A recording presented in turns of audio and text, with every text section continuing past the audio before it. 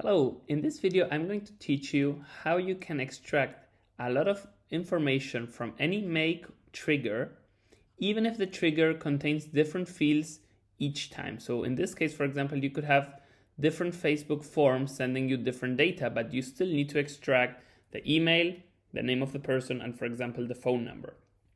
So here I'll show you how you can use any type of data and AI to make sure you can extract the data you need so you can put it back into your CRM in a clean way and in a very flexible way. For this, we're going to use two things, Facebook lead ads, and then if you look for make AI Toolkit, you're going to see the one that says extract information from text, okay? Once you do that, there's going to be a few things that you need to put. One is you need to put the whole bundle of data that you're going to get from your trigger.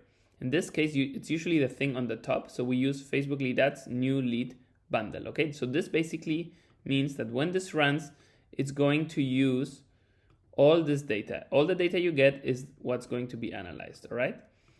Now, the next thing we're going to do is we're going to need to tell the AI what we wanted to extract. Okay, so in this case, I'm going to put name and I describe what is the name of the lead. And we can say usually appears under the name field, but the AI is pretty smart, you don't really need to tell it. Type, we choose text. Email, we would say that's the, so here we're telling it which fields we wanted to output, okay? Name, email, and then let's say we want one more, for example, phone number.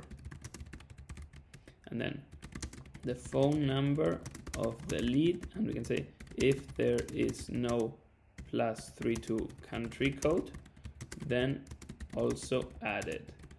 If the lead looks like from Sweden, then add the country code from Sweden if the phone number does not already have it.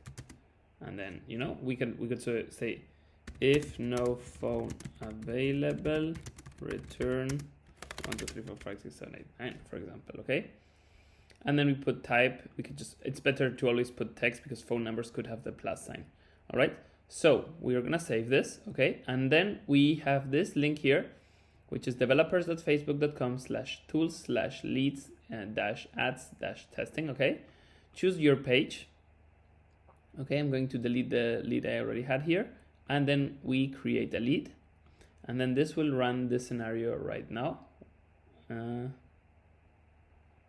Oh, I see I had an error here.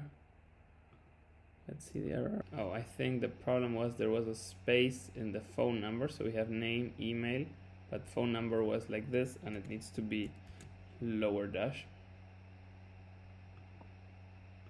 So let's see if it works now.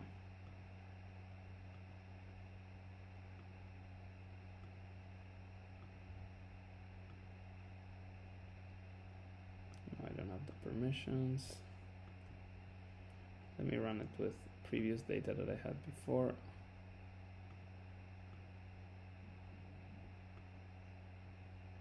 All right, and that was the issue. So it's important that you bring each name. It has to be one string, don't put spaces, okay? But what you get is the extracted data. So now if we use, for example, Airtable, and I'm just going to quickly just show any module here, just for the sake of speed.